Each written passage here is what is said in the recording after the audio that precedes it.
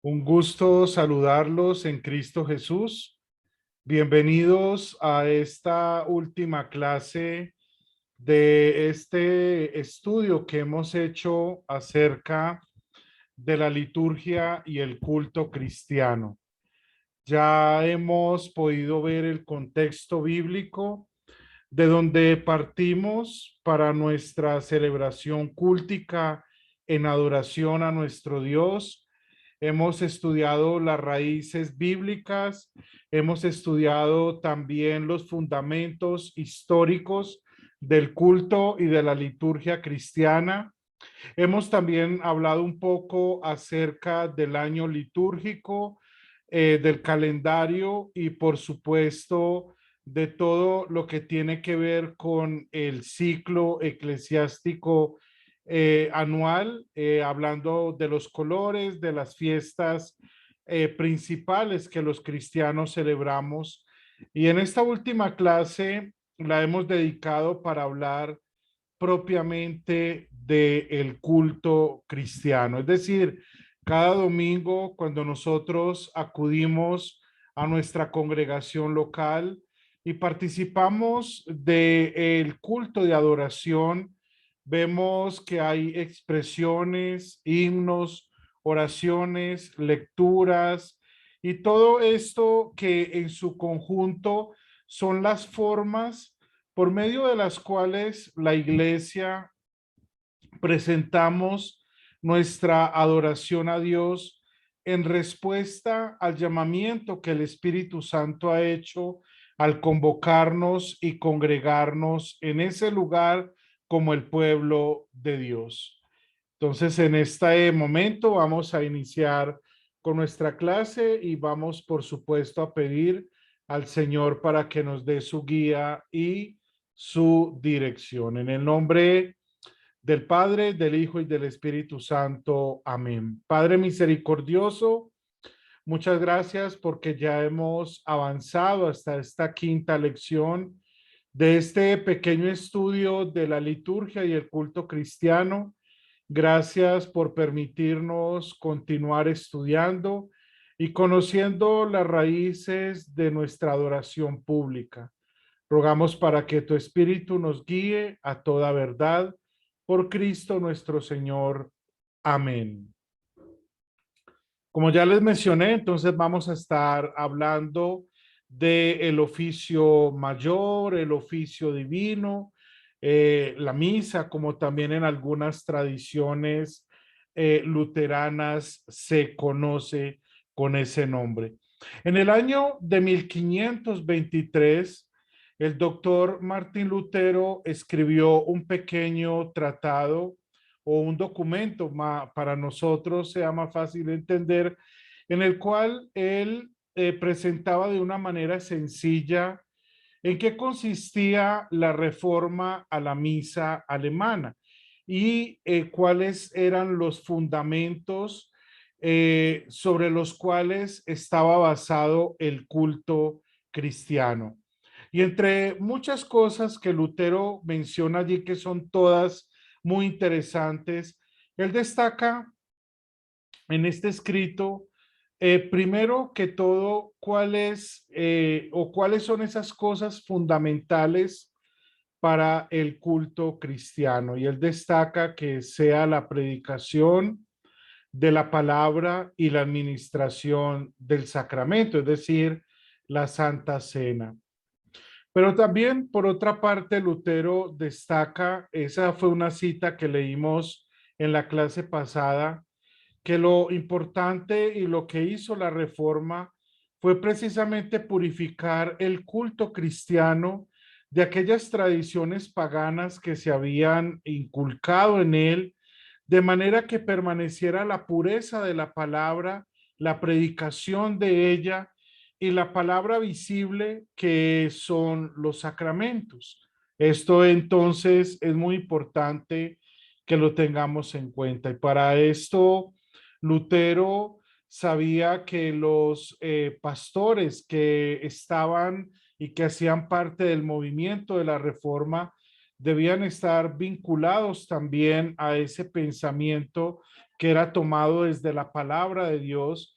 Y para ello, Lutero escribe varios sermones respecto a este tema, y la obra fundamental, o dos, mejor de ellas, como es el Catecismo Menor y el Catecismo Mayor, donde en esa instrucción cristiana que era para los padres de familia, pero también para los pastores, que eran al fin y al cabo los principales exponentes de la enseñanza de la doctrina cristiana. Ellos también tenían que velar por una correcta enseñanza en la iglesia.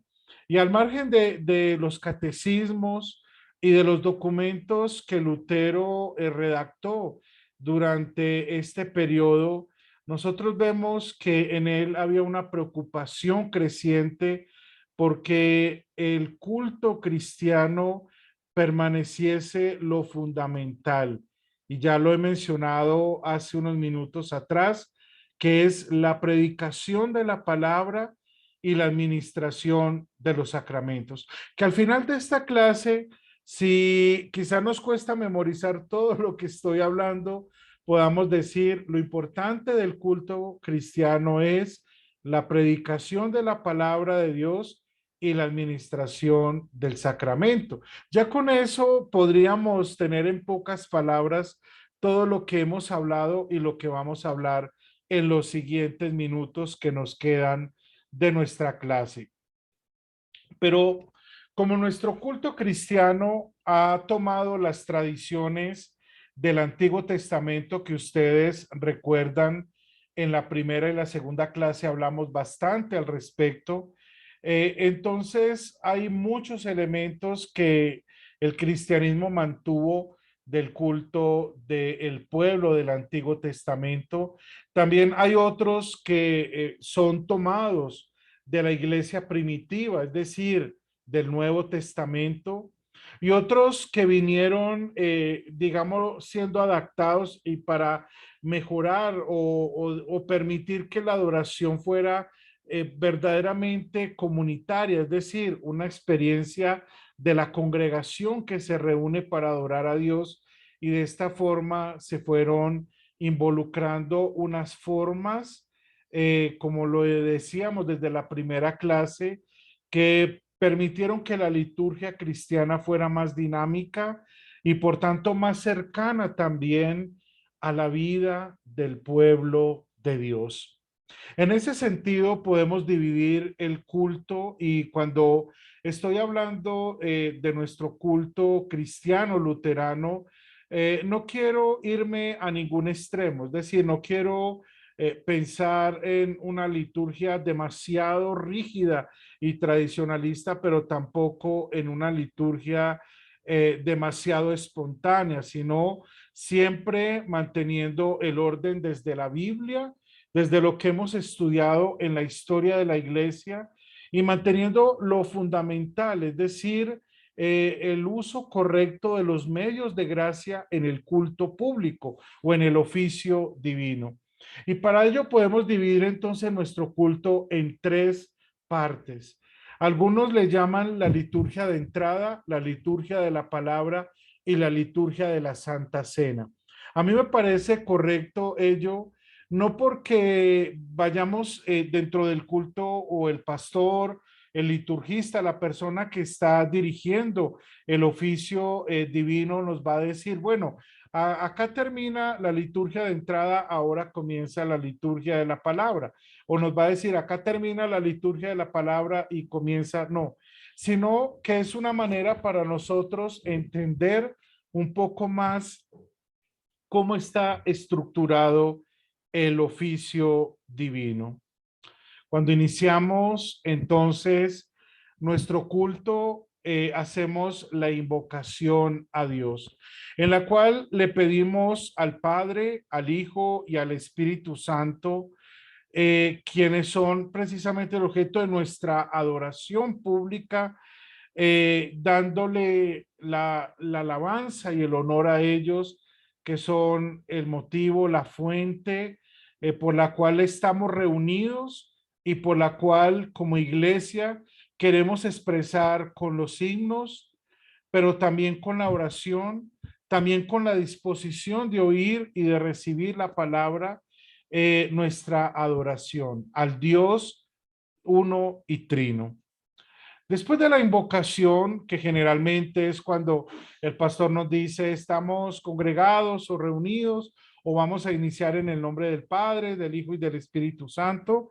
Luego, la iglesia, que precisamente la asamblea de los creyentes que han sido llamados por el Evangelio, ellos reconociendo nuestra condición delante de Dios, hacemos la confesión de pecados. Y esta oración, que generalmente es bien al comienzo del culto cristiano, tiene como propósito no repetir o repetir y repetir algo, sino a nosotros que estamos congregados, recordarnos que estamos allí por la gracia de Dios y que venimos precisamente reconociendo de que somos pecadores, pero que tenemos la confianza en que por medio de la obra de Cristo recibimos el perdón de nuestros pecados. Siguiente a ello, escuchamos de parte del ministro de la iglesia, perdón, la declaración de la gracia, o también como es conocida como la absolución, en la cual él, haciendo uso del oficio de las llaves, nos recuerda de que Jesucristo ha ganado el perdón de nuestros pecados y que por medio de él tenemos la seguridad de que en Cristo nuestros pecados están perdonados. Se usan diferentes palabras, algunas de ellas que para ustedes son conocidas. Por ejemplo, algunos dicen como ministro de la iglesia, te anuncio el perdón de tus pecados, o simplemente te recuerda lo que el evangelio, es decir, lo que la palabra de Dios te dice acerca del perdón que ya Cristo ha ganado por ti y que ahora se te recuerda para que en la esperanza sea un consuelo para tu vida también en ese momento. Ya después de tener el consuelo, y como nos dice el Salmo 51, después de que Dios nos ha restituido el gozo de su salvación, entonces ahora estamos preparados también para entonar en algunas ocasiones cuando se canta, o si no, simplemente para dar lectura al introito del día.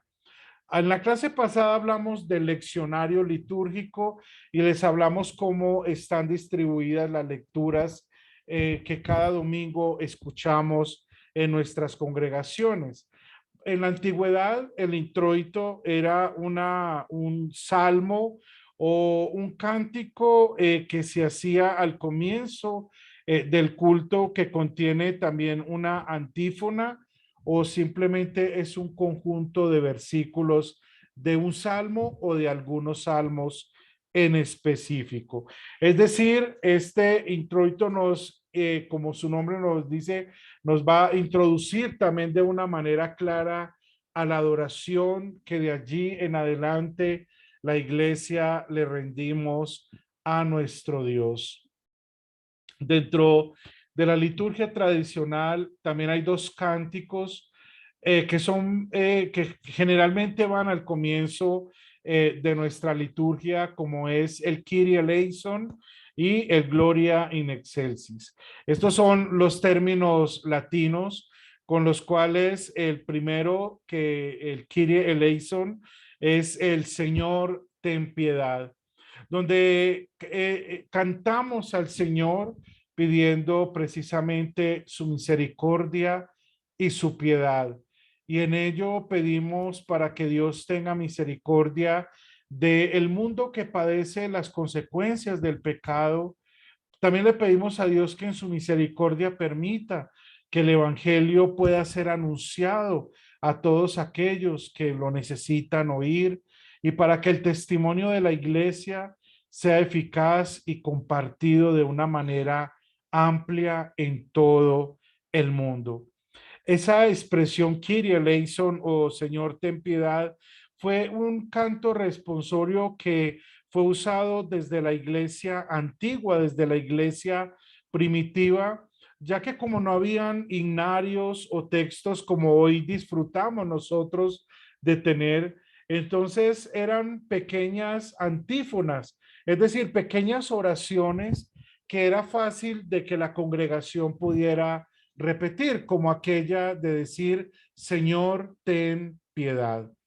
Bueno, el otro cántico ya tiene un sentido diferente. Después de haberle dicho, Señor, ten piedad y guía a tu iglesia, ahora lo exaltamos uniéndonos a las voces angelicales y precisamente esa expresión gloria a Dios en las alturas es aquella expresión que los ángeles cuando Cristo nuestro Señor nació en Belén expresaban gloria a Dios en las alturas y paz en la tierra para los hombres de buena voluntad. Entonces nos estamos uniendo para reconocer que en Jesucristo, que es verdadero Dios y verdadero hombre, que se encarnó, que vivió una vida perfecta por nosotros, que murió y resucitó, que Él es nuestro Señor y queremos a través de ese canto, que quizás para muchos pueda ser repetitivo y pueda decir, pero siempre se canta, pero precisamente cuando entendemos la belleza y lo hermoso de la liturgia, vemos entonces que es un cántico que precisamente expresa la adoración de la iglesia, que tenemos a Cristo como el Señor de ella y decimos gloria a Dios en las alturas y paz para los hombres de buena voluntad. Te exaltamos, te adoramos, te bendecimos, te adoramos, te glorificamos, te damos gracias, Señor, por tu excelsa gloria, etcétera. Si usted se detiene algún día en el culto, cuando esté cantando en gloria y quiere entender estas palabras, es la manera como el pueblo de Dios magnifica el nombre de nuestro Dios y Salvador Jesucristo. Esta liturgia de entrada termina con una oración que generalmente se conoce como la oración del día o la colecta, que es una pequeña oración que va a resumir lo que las lecturas de la palabra de Dios nos van a decir, lo que Dios va a hablarnos a través de la lectura y enseñanza de la Biblia. Entonces, esta oración va a recoger el tema del día. Y esta oración nos va a preparar y va a ser la transición para que ahora nosotros estemos atentos con nuestros oídos y corazones para oír y recibir la palabra de Dios. Y allí es donde comienza entonces la liturgia de la palabra, cuando leemos las lecciones que han sido tomadas para ese día en específico. Generalmente leemos el Antiguo Testamento, luego leemos un salmo, luego leemos el Nuevo Testamento, una de las epístolas de las cartas del Nuevo Testamento. Luego viene un momento en el cual hay un gradual o un canto corto que generalmente es el aleluya, en el cual reconocemos y expresamos con ese término aleluya que significa gloria a Dios. Eso es lo que significa la palabra aleluya. Le decimos gloria a Dios porque hoy nos está hablando por su palabra. Y ahora que vamos a oír el evangelio, queremos tener el gozo y la disposición para oír lo que Cristo nos va a decir en su evangelio. Y nos preparamos a través de ese cántico gradual que generalmente es el aleluya y que durante el tiempo de Cuaresma también, perdón, no se canta, sino que hay otro canto donde reconocemos la humillación de Cristo, su estado de humillación, su sacrificio y muerte por nuestra redención. Entonces se lee el texto del Evangelio del día y luego de él escuchamos la afirmación de nuestra fe, usando generalmente las palabras del credo apostólico o del credo niceno. Hasta hace un tiempo atrás, algunos liturgistas recomendaban de que el credo niceno fuera leído en las fiestas mayores o las fiestas especiales de la iglesia y los domingos que había Santa Cena. Pero como generalmente todos los domingos tenemos Santa Cena, entonces lo que algunos, y hablo del caso de la congregación en la cual sirvo como pastor, acostumbramos a usar la fórmula del credo niceno, las fiestas especiales, durante la Semana Santa, para la Navidad, por ejemplo, para la Transfiguración, la Epifanía, el día del Domingo de Resurrección, durante algunos domingos de la Pascua, el día de Pentecostés, etcétera. Es una manera con las cuales estamos afirmando lo que creemos, porque eso es un credo. El credo es el resumen de lo que la Biblia enseña acerca de la fe en Dios Padre, Dios Hijo, Dios Espíritu Santo, es decir, en la Santísima Trinidad. Seguido de este credo, ahora nos preparamos para escuchar el sermón. Y hay un himno que siempre o le conocemos como el himno del día, que es ese himno que nos prepara precisamente de acuerdo al tema que vamos a escuchar en el sermón, prepara nuestros oídos y corazones para que la palabra de Dios también llegue a nosotros. Entonces, este himno está muy relacionado con el tema del sermón del día. Luego viene el sermón propiamente, donde precisamente se rescata y se da la relevancia a la manera como se interpreta y se expone el tema de las lecturas que ya hemos escuchado. Escuchamos el Antiguo Testamento, a los profetas, escuchamos a los apóstoles en las epístolas, escuchamos a Cristo en el Evangelio, que es el Señor de las Escrituras, y ahora el pastor entonces nos va a presentar un sermón que precisamente es la interpretación y la exposición de lo que esas lecturas están diciendo. Y por eso estamos atentos al sermón, porque es el momento en que recibimos el alimento espiritual de la palabra de Dios. Y al terminar entonces este tiempo del sermón, viene la oración de la iglesia, que es la respuesta que la iglesia ahora da a la palabra que ha recibido. Ahora la iglesia, en gratitud a Cristo que ha hablado en su palabra, ellos quieren ahora orar.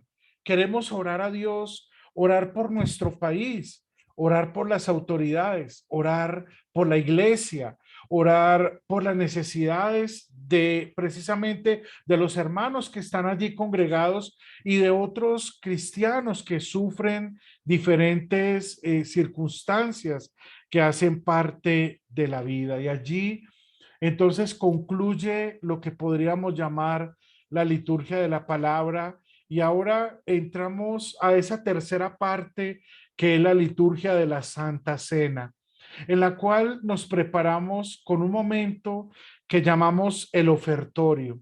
Es el momento donde el liturgista o la persona que está dirigiendo la liturgia nos invita para que nosotros mismos nos presentemos a Dios, pero también que en gratitud por lo que Dios nos ha dado, presentemos parte de lo que Él mismo nos ha dado con el fin de que esas ofrendas sean usadas en el extendimiento, en la divulgación del Evangelio. Esa es la manera nosotros como con corazones agradecidos queremos dar a Dios no una limosna, no lo que nos sobra, sino lo que Dios mismo nos ha dado. Con esa gratitud damos para el Señor. Pero también implícito a las ofrendas económicas, digámoslo así, también todos estamos presentando el pan y el vino en la mesa del Señor, en el altar, porque es allí donde el Señor se va a hacer presente para darnos su cuerpo y su sangre. Después, entonces, de este momento que llamamos el ofertorio, ahora el ministro nos invita a disponernos y por eso hay un diálogo donde en algunos órdenes litúrgicos nos dicen, el Señor sea con ustedes, eleven los corazones, den gracias a Dios, nos está animando para que en ese momento que nos estamos preparando para participar del sacramento del altar, tengamos una buena actitud también para venir a la mesa que el Señor ha preparado para nosotros. Entonamos el santo, un canto precisamente de alabanza a nuestro Dios, oramos el Padre Nuestro, escuchamos las palabras de la institución, donde el ministro nos recuerda precisamente la institución divina del sacramento de la Santa Cena. También hay un saludo de paz, se administra el sacramento a todos aquellos que por la iglesia participan de él, reciben el cuerpo y la sangre de Cristo. Y ahora el ministro, la persona que está dirigiendo el culto, ahora ora por aquellos que hemos participado de la Santa Comunión. En algunos casos se usa una oración que es tomada del Evangelio de Lucas, conocida como el Nunc Dimittis, que es el cántico de Simeón. Ahora, Señor, despides a tu siervo en paz conforme a tu palabra, porque han visto mis ojos tu salvación, etcétera, etcétera. Luego, dentro del culto viene la bendición, en la cual se nos invita precisamente a salir de ese lugar, también a compartir y a vivir esa palabra que hemos escuchado, que hemos recibido y también quererla de buena voluntad y con alegría a aquellas personas que necesitan oír el evangelio. Y cantamos como una manera de cerrar también nuestro culto de adoración. Este ha sido para mí como un breve resumen. Quisiera de alguna manera poder ser más amplio, pero el tiempo siempre se acorta mucho, pero sí animarles y recordarles cuán valioso e importante es rescatar y vivir la liturgia cristiana. Queridos hermanos, esto no es, y eso fue el motivo por el cual quise hacer este curso, primero, prepararlo de una manera muy sencilla como fue, porque si lo hubiésemos estudiado a fondo, nos tomaría quizás todo un semestre para hacerlo, pero lo que quise es animarlos a ustedes también que están estudiando con nosotros, que se congregan con nosotros o participan también de una congregación confesional, que puedan tener la bendición, ¿por qué no decirlo?, de disfrutar, de compartir el gozo junto con los hermanos que están allí. El Salmo 122 nos dice, yo me alegré con los que decían, a la casa del Señor iremos. Que también esa sea nuestra alegría, no vamos, como alguna vez alguien equivocadamente me decía, es que vamos a escuchar lo mismo, no. Es que acá no se trata de que cada domingo haya algo nuevo, vamos a encontrar colores diferentes, todo diferente. No, si se trata de que vivamos nuestra adoración como buenos oidores y hacedores de la palabra, que tengamos ese mismo sentir que tuvo María a los pies de Cristo para oír su palabra, que esa sea nuestra máxima disposición, que como María también tengamos la disposición para adorar a Cristo y también que tengamos la alegría para venir a la mesa del Señor y recibir el cuerpo y la sangre de Cristo. Yo en especial me alegro cada domingo, cada vez que me congrego, no porque sea pastor o dirija una congregación, sino porque me alegro por mis hermanos en la fe. Me alegro de que juntos invoquemos a Dios. Me alegra de que juntos nos podamos encontrar para adorar al Señor, oír su palabra y participar de la mesa a la cual el Señor nos invita en el sacramento del altar. Vivamos la liturgia cristiana, vivamos la palabra y que ese sea el motivo de nuestra adoración. Si hay alguna duda o pregunta, ustedes pueden escribir sus comentarios, pueden hacérnosla saber también por medio del Telegram, del WhatsApp, de las redes sociales, de manera que también podamos ayudarles a ustedes en aquellas cosas que no hayan quedado muy claras. Muy bien, me despido dando gracias a Dios por estas 5 clases que hemos podido compartir de la liturgia cristiana. Ruego al Señor que los bendiga y siempre les acompañe en todo tiempo y en todo lugar.